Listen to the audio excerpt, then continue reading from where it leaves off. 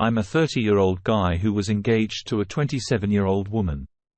Let me give you some background. Let's call her Sue, not her real name. We met at a friend's engagement party and man. She was stunning, blonde hair, tall, skinny, and beautiful. Plus, she had a killer sense of humor and we hit it off at the party. We started dating, and I knew from the start that she was the one I wanted to be with forever. I popped the question and asked her to move in with me, but she hesitated. I figured maybe she wanted to keep her independence, which I respected. Most of the time, I ended up staying at her place since I had a house in the suburbs that I almost paid off, and she lived in the city. It was convenient, and I didn't mind spending nights at her apartment instead of driving back home. She was a nurse, so sometimes I had to stay alone in her place when she had late shifts, so at first, she wasn't ready to move in with me because she didn't want to give up certain privileges. You see, she didn't have a car, and getting around would have been really tough for her. She actually wanted me to move into her place, but I'd already pretty much paid off my house's mortgage, so that wasn't an option. Plus, her apartment was too small for both of us. Then COVID happened, and everything changed. Because of the lockdown, she decided to move in with me. She worked as an essential worker, so she was out most of the time while I had the luxury of working from home as a software engineer. Because of the pandemic, we had to put our wedding plans on hold. To make things even more complicated, my dad had flown in to be with us for the wedding, but he got stuck here. Luckily, he didn't have to go to work. So he ended up leasing Sue's empty apartment since she wasn't ready to let it go yet. You know, it's important to mention that my dad and I weren't really close back then, but we were okay with each other. He left my mom and me when I was still a teenager just so he could be with his secretary, who happened to be just 6 years older than me.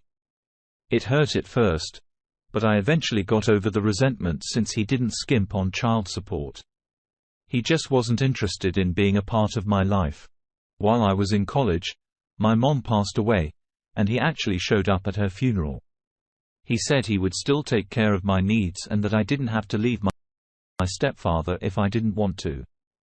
My stepfather was fine with me staying, and my dad continued to pay for my expenses until I finished college.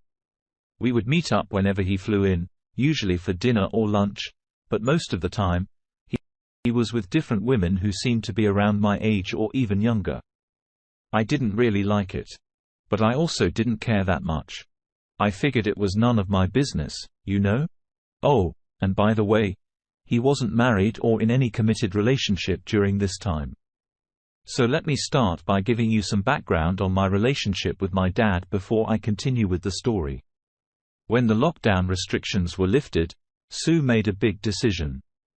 She wanted to quit her job and make a career change into tech because she was burned out with her current work. I was making a good six-figure salary, so I could easily cover both of our living expenses without any issues. I wanted to help her out, so I offered to cover her living costs while she paid for her classes herself. She moved in with me, and I even set up a workspace for her right next to mine so she could attend her classes while being close to me. We spent a lot of time together, and sometimes we'd even have my dad over for dinner. Interestingly, my dad decided he liked staying in the same city as me and had no plans of leaving again. It was cool with me because he wasn't getting in the way of my life.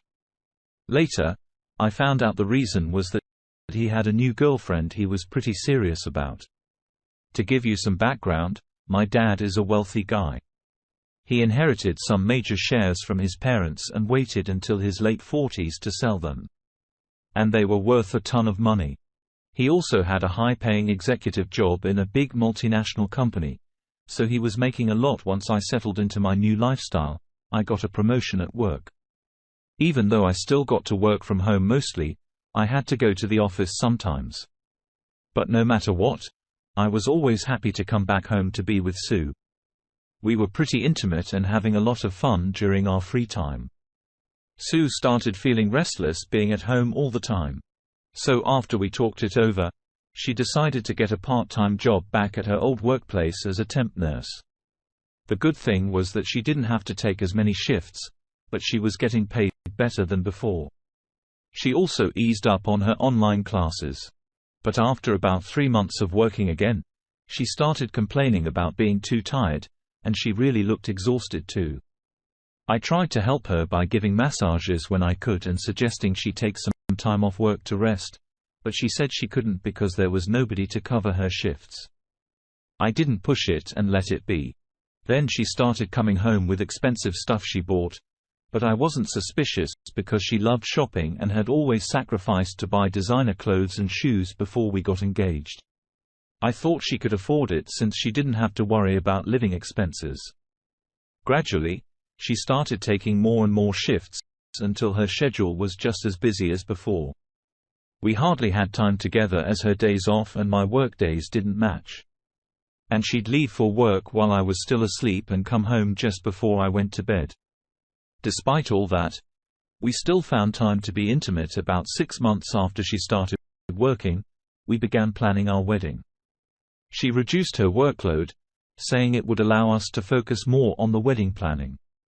I didn't have any issues with that and supported her plans. I was too swamped with work to be deeply involved in the wedding preparations, but I trusted her decisions.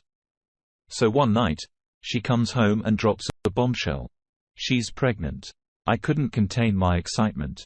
I went all out, buying her a bunch of stuff, and treating her to a dinner with my dad and his new girlfriend who were just as thrilled as I was. Sue decided to quit her job to be a stay-at-home mom, and I supported her decision completely. By then, I had already finished paying off the mortgage and was in a great financial position to provide for my family. Life was going well. I'd come home from work and Sue would fill me in on her day and all the wedding preparation she was making. I noticed that my dad was spending a lot of time with her in a good way. It seemed like they were getting along great. What I didn't realize was that she was keeping things from me. When the phone bill arrived, I noticed she was constantly on the phone with him, exchanging lots of texts back and forth. Turns out, they were covering their tracks and I had no idea. Now that I know what was going on between them, I feel incredibly dumb and angry. I got suspicious when Sue kept coming home with shopping bags from fancy stores. It didn't make sense since she wasn't working anymore, and she wasn't using my money either. When I asked her how she afforded all those things, she gave me vague answers that set off my BS detector. So I decided to do some snooping. Once she realized I was suspicious, she stopped bringing new stuff home, but I noticed her with new bags and shoes I hadn't seen before. Which made me realize she was still buying expensive things. I couldn't take it anymore and checked her purse where I found a receipt from her recent shopping trip. Shockingly, it had my father's name on it as the buyer of those things. When she came home, I confronted her about the receipt and she said my dad needed help buying a gift for his girlfriend, and she gave him advice. As a thank you, he got her those expensive things from the store. Her explanation kinda made sense, but something felt off. There's no way my dad would drop $5,000 on my fiancée just for helping him pick a gift. I started connecting the dots and realized that my fiancé and dad were finding a way to be together almost every day. He was spending more time with Sue than with his own girlfriend. I didn't have concrete evidence, but I was pretty sure something fishy was going on between them.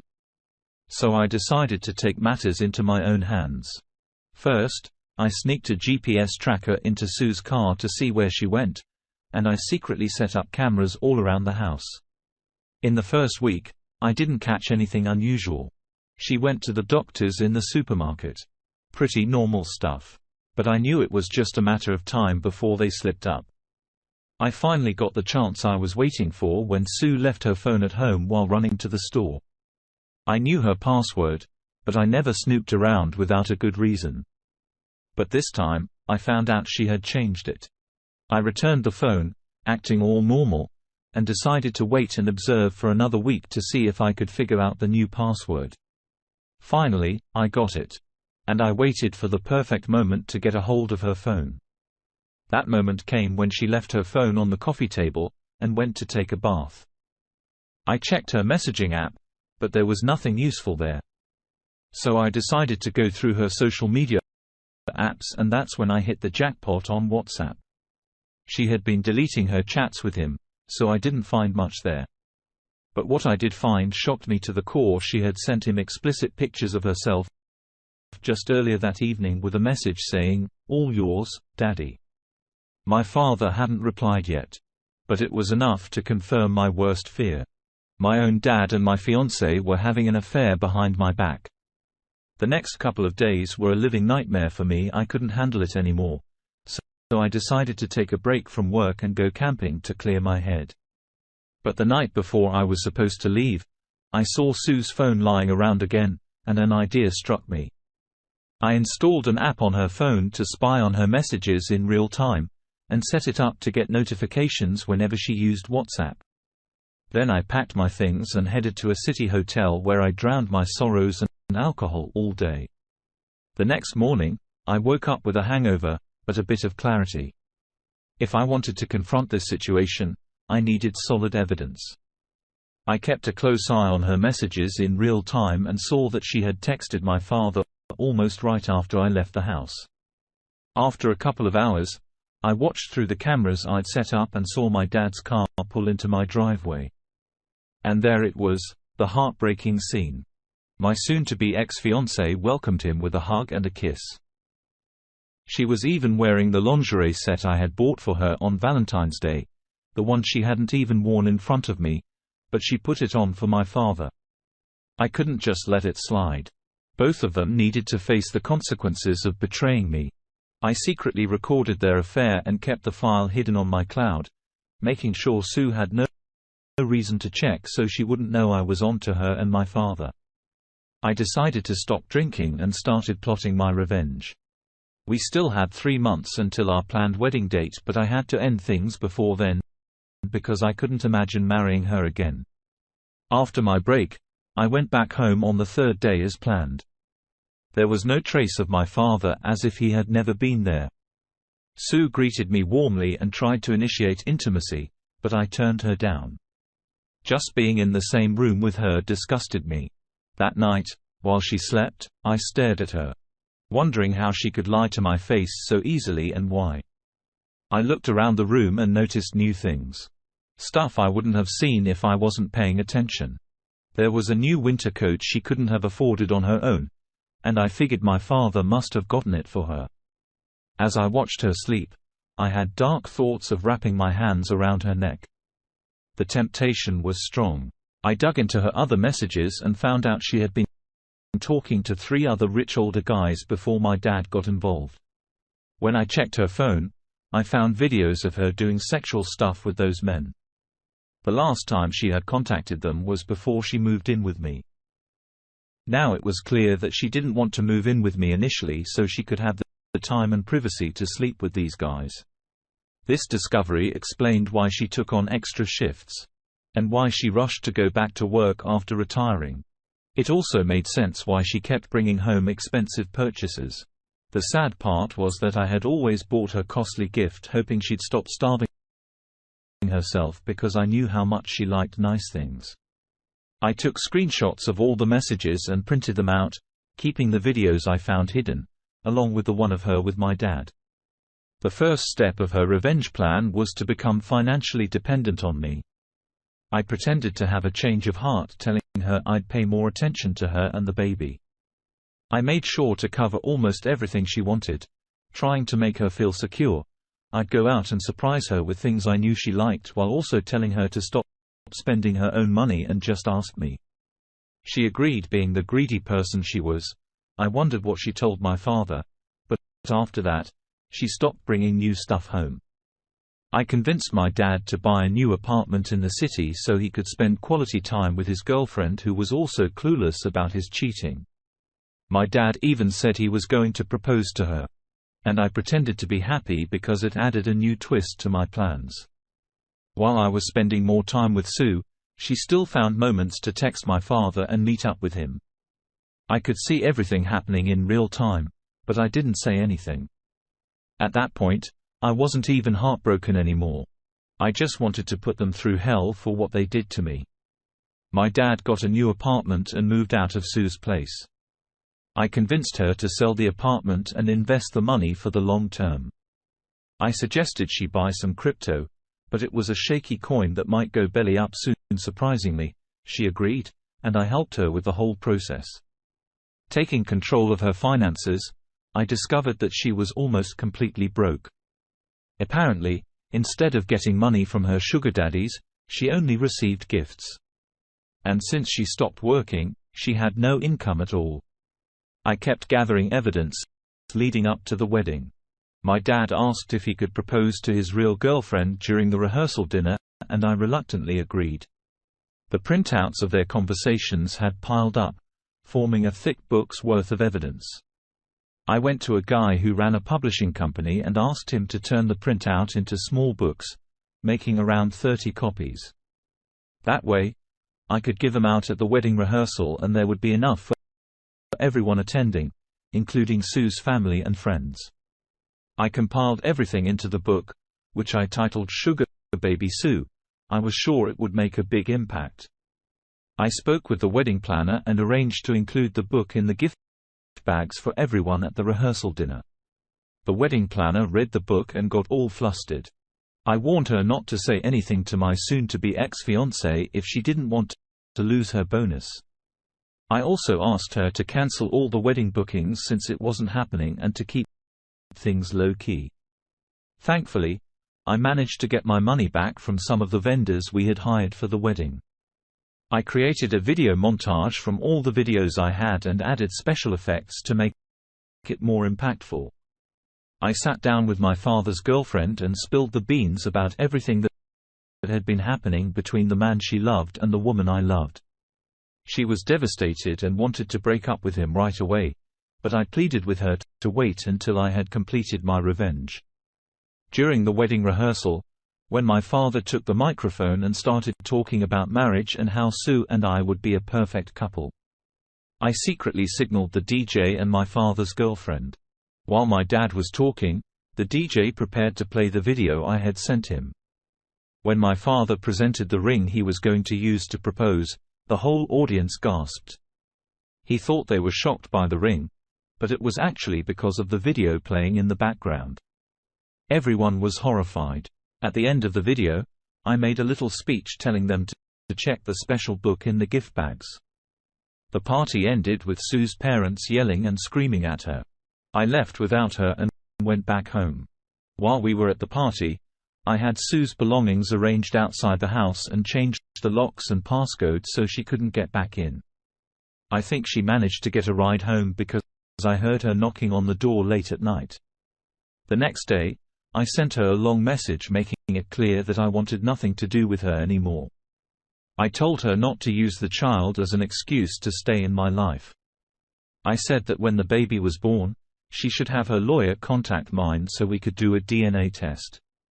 Only the results would determine if I would ever talk to her again. I didn't bother texting my father.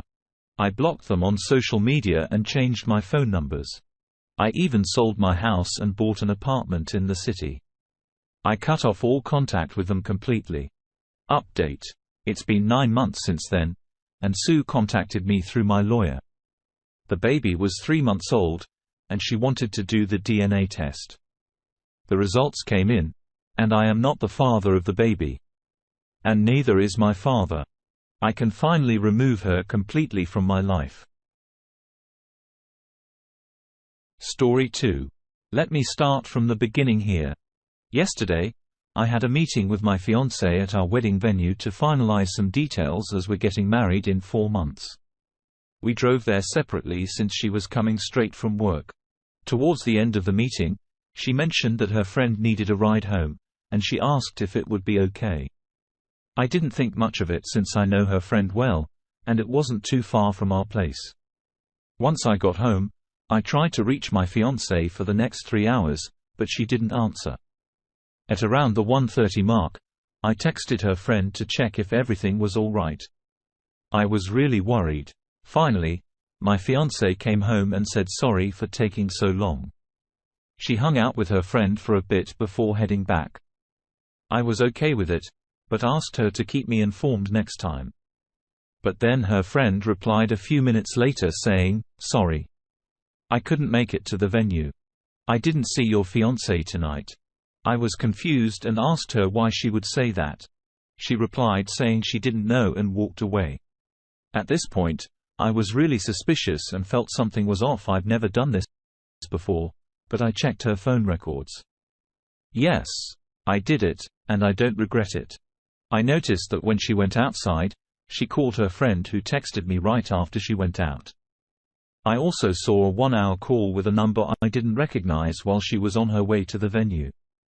I started asking her various questions about the rental place they went to and other things. She answered quickly, and her explanations seemed legit. I thought, maybe I'm overthinking this, I should calm down and sleep on it.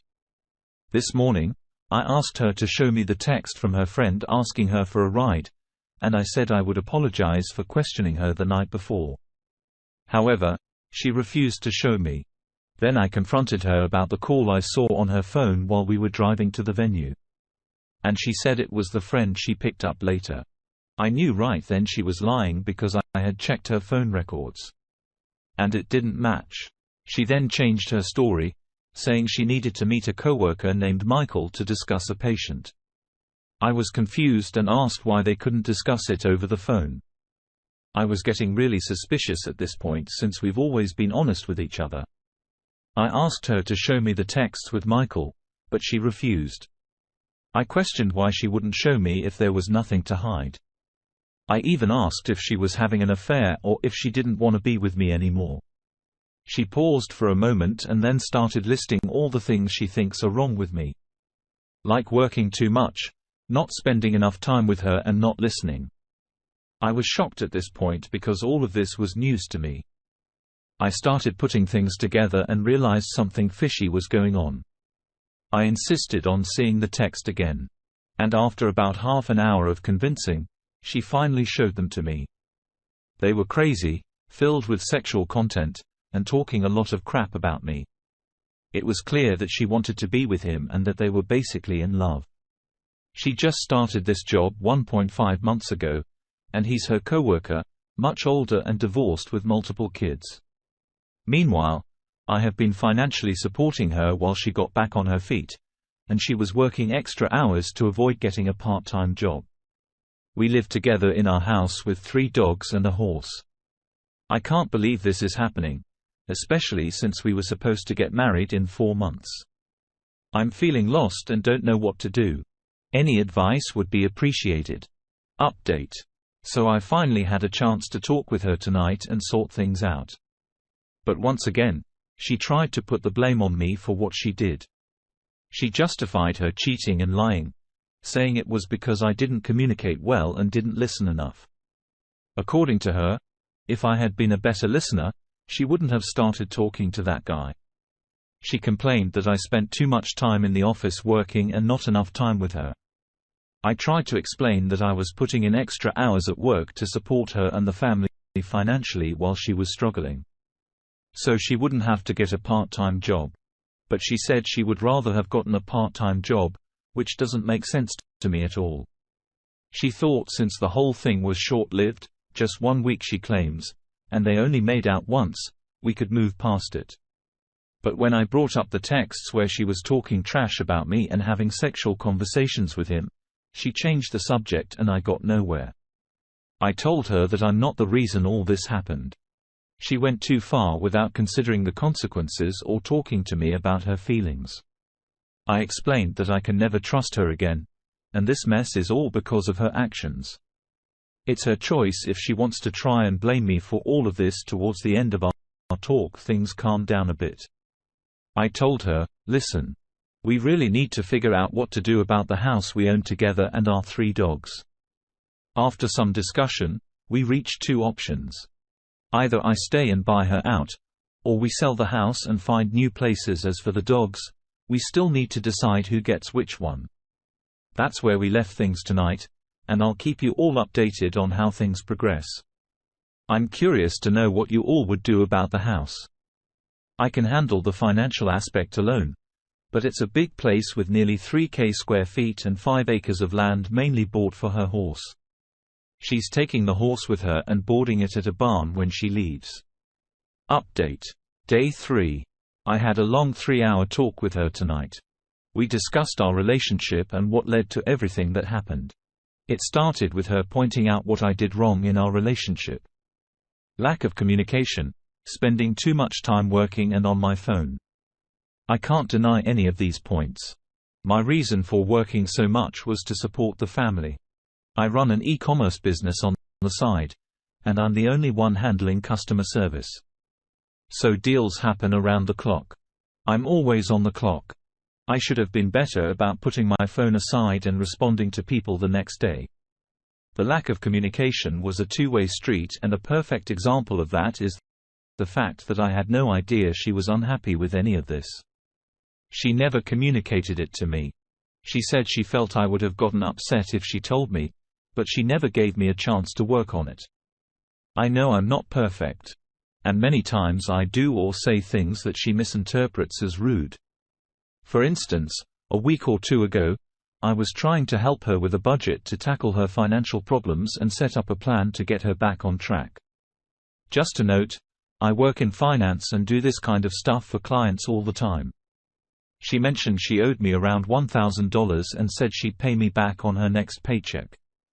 But when we went through the transfers to our joint account, it turned out to be over $5,000.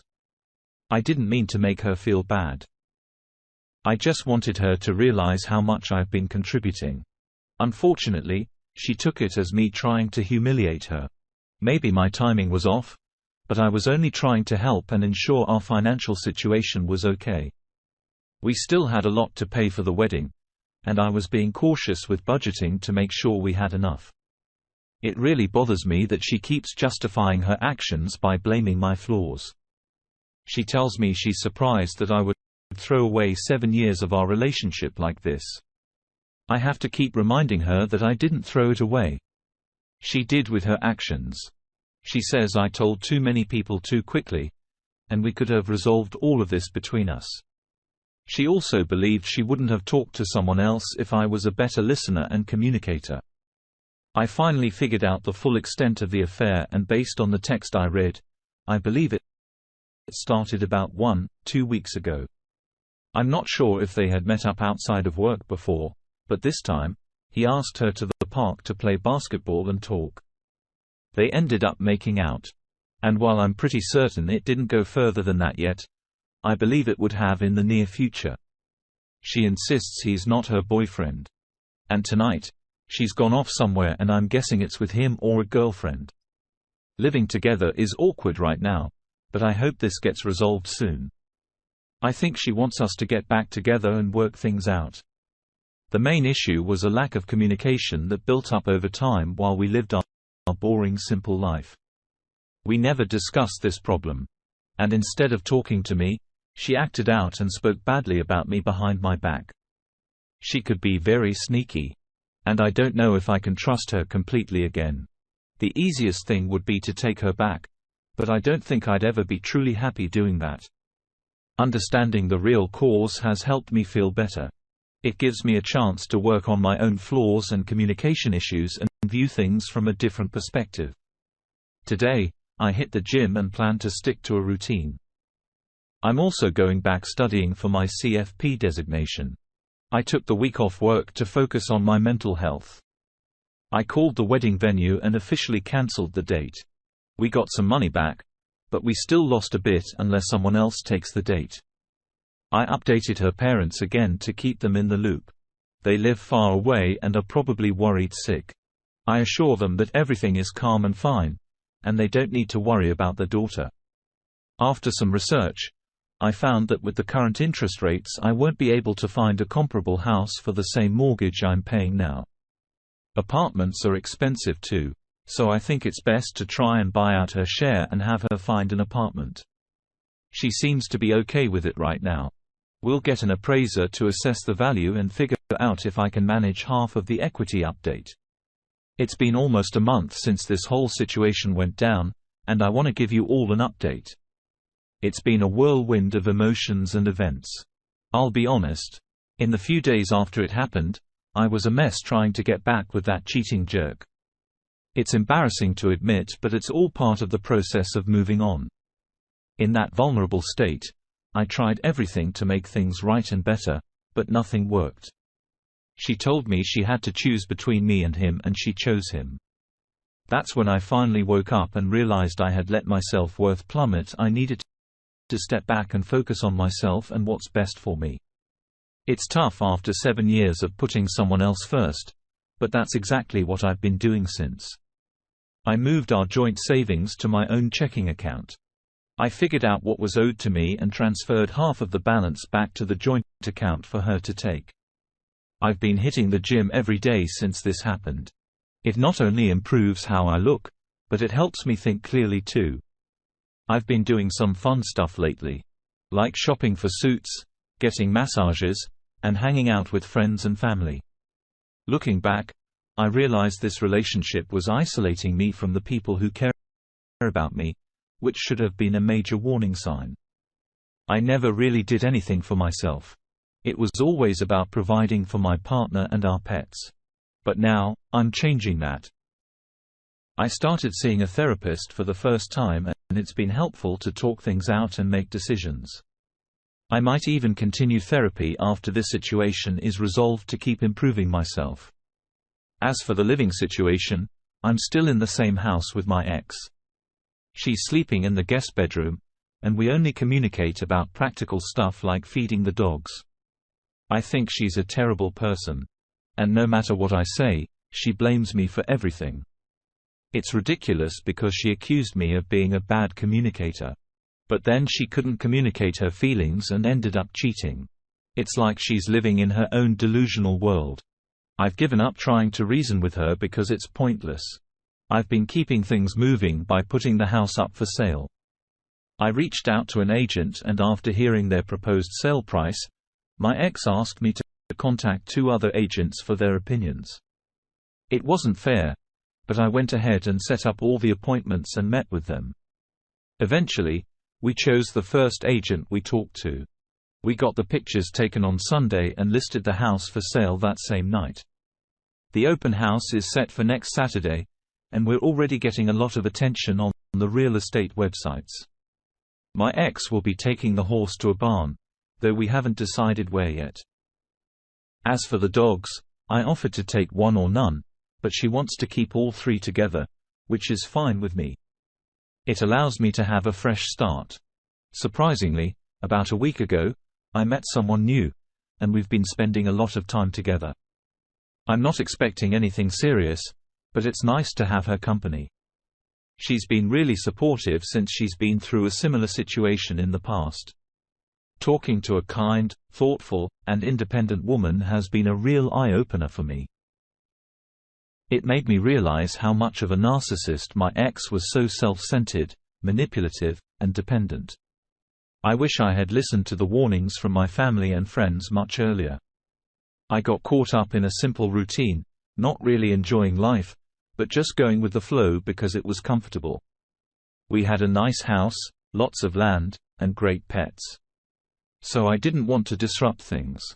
But now, stepping back and reflecting, I see how much I missed.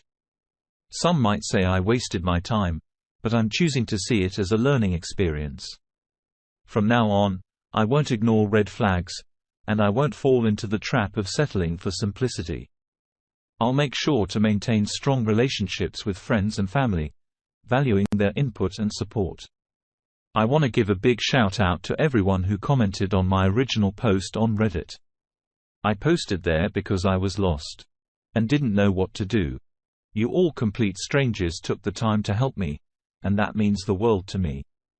I read every single comment and they all played a part in getting me to where I am now.